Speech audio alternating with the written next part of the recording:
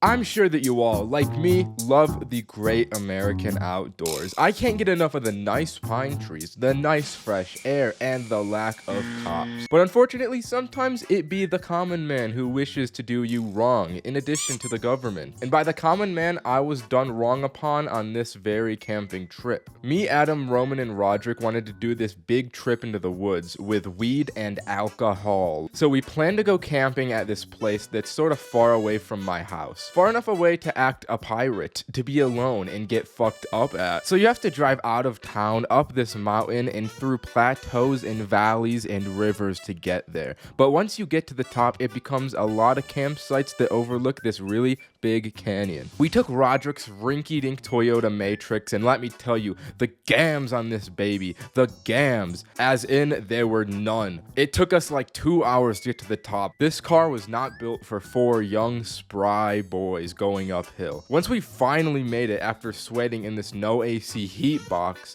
there was this fucking tree blocking the road we wanted for the campsite. So we moved that shit, like bam, like out the motherfucking way, bitch, blunts in mouth. So we get done being hot and we throw this tree, pull the car along the road, and make it to the campsite. It's all downhill to our left because the campsite washes out in the cliff drop. But we set up the tent and there's this beautifully constructed fire ring of high rocks that's right next to the edge. We set up the chairs and start working. Me and Roderick get the grate. Roman brought the skillet to rest on top.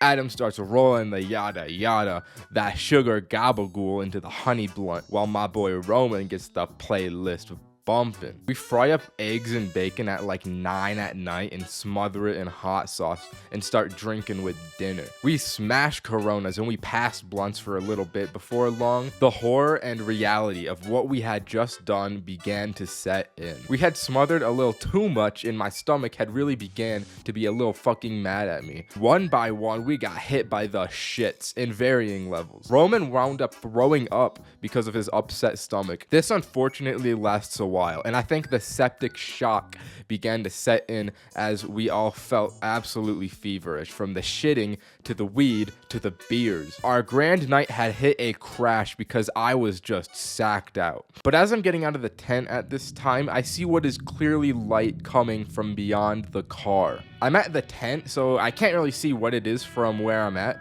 So I walk a little closer to see what it was. It's 5 flashlight beams walking in this cloud of light along the road. And if I wasn't gonna shit before, I was gonna shit myself now. No one in this group was saying anything. It was dead silent. They were coming along the road toward the campsite, and my heart is racing. But I try and be as quiet as I can as I get behind the tent. From behind the tent, I whispered that I saw people with flashlights coming.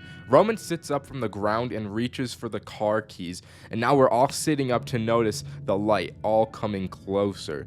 The lights reach the car and pause at it. We can see the outlines of like 3 guys peering into the car, but Roman presses the panic button. Immediately, the place just explodes with sound, and in a flash second, those 3 dudes were sprinting away from the car and not coming back. If we had not already been traumatized, we had been by now by the actual fucking trauma. We got all our shit out of the car and packed it into the tent and stay awoke all night until dawn. I guess in hindsight, it would have been smarter to leave and drive away, but we're badass motherfuckers. We wished they'd come back. We were ready to fuck them up. Eventually, I'm not gonna lie, we passed out waiting. But around sunrise, I woke up and poked my little head out the tent and I got out and walked towards the fire pit. I slumped in one of the chairs and watched the valley open as the sun floated over the canyon, and then I passed out again. I woke up like 3 hours later. We all got our stuff and got the fuck out of there. But what we noticed as we were getting into the car to leave is that there was a scratch. These dudes had, I guess, I don't know, keyed the car or something, or maybe it was a knife and they were gonna kill us all. Okay, that's the story. Bye.